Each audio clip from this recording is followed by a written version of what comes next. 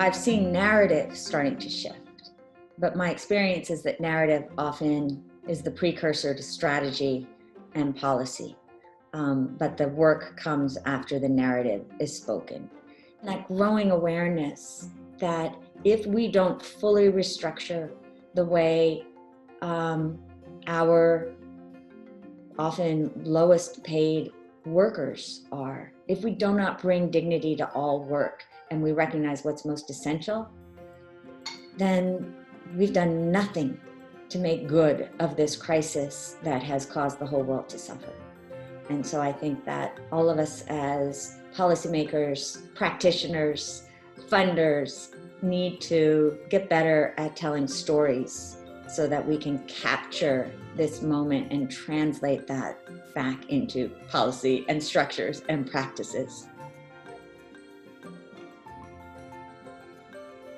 So I've watched these new kinds of collaborations that are happening that are aided by technology, but also by this ecumenical approach to capital, finding grants where they can, helping each other, getting into the fields in ways that I find incredibly inspiring and humbling.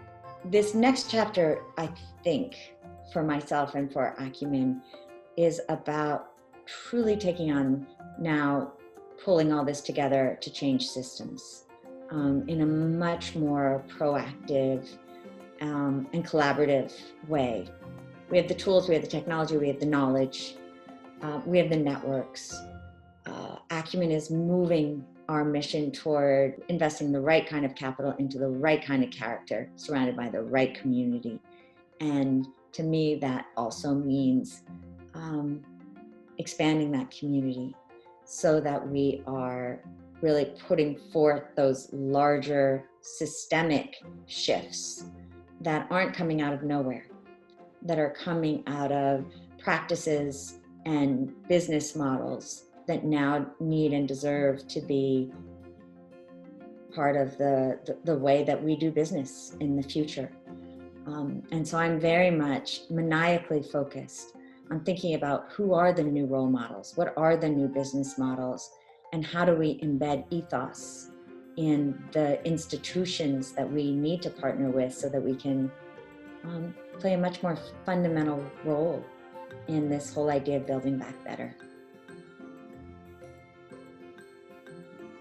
You know, this book wouldn't have happened without Bellagio, and that month was really transformative in ways that I didn't even understand it could be. One day, toward the end of my month there, I think I had an ecstatic experience where I was so overwhelmed by the beauty, by this idea that people for many, many centuries had been in that same place. So many minds, the birds, the trees, the hills, the sun, that I suddenly felt this interconnectedness of myself to all things.